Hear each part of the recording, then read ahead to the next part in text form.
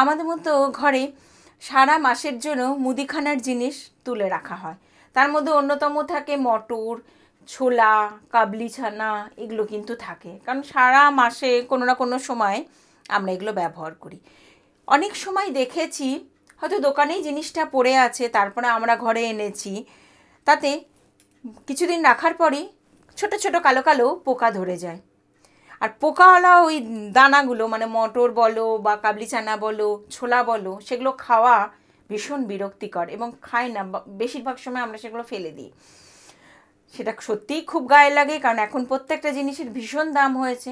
তো এই সমস্যা থেকে কিভাবে তোমরা রেহাই পাবে সেই কথা আমি আজকে তোমাদের জিনিয়াস টুকিটাকিতে শোনাবো।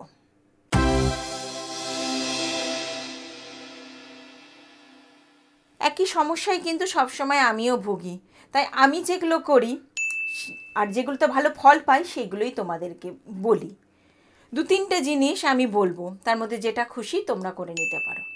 ছোলা বা মটর যে জায়গাগুলোর মধ্যে রাখবে তার মধ্যে 2-3টে করে শুকনো লঙ্কা ভেঙে ভেঙে ভরে দেবে। শুকনো লঙ্কা যদি দিতে না চাও তাহলে বেশ একদম ভালো দেখে, অনেক সময় তেজপাতা শুকিয়ে যায়, সেগুলো দেবে না। যে তেজপাতাগুলোর মধ্যে একটু গন্ধ থাকে সেই তেজপাতা কয়েকটা ভেঙে ভেঙে নিয়ে, মানে ছিঁড়ে ছিঁড়ে নিয়ে ওর মধ্যে কোটোর মধ্যে রেখে দেবে। হয় শুকনো লঙ্কা, না হলে তেজপাতা, না হলে দারচিনি, 2-3টে দারচিনির টুকরো একটু ওর মধ্যে ভরে রেখে দিলে।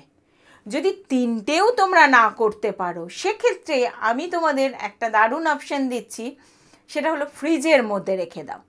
তোমরা 6 মাস রেখে দিলেও সেই ছোলা মটর বা যাই বলো না কেন সেগুলো কিচ্ছু নষ্ট হবে না, পোকা তো ধরবেই না। ফ্রিজে রাখলে কোনো জিনিসই নষ্ট হয় না, যদিও ফ্রিজে এত জিনিস ঢোকাতে আর জায়গা হয়ে ওঠে না। যদি তোমাদের ফ্রিজ সেরকম বড় থাকে, রাখার জায়গা থাকে, আর ওইগুলোতে করে তোমরা ঠিকমতো না ভালো ফল পাও, যদিও পাবে ফল, যদি না মনে হয় পাবে, তাহলে আমি লাস্ট অপশান তোমাদের বলছি, ফ্রিজে রেখে দেবে।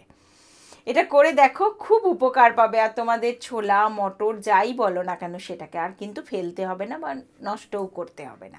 ছোট্ট একটা টুকিটাকি কিন্তু অতি প্রয়োজনীয়, আমাদের রোজকার জীবনে অতি প্রয়োজনীয়। তাই যতটা সম্ভব পারো শেয়ার করো, যারা জানে না তাদের জানা হয়ে যাবে। খুব ভালো থেকো তোমরা। নমস্কার।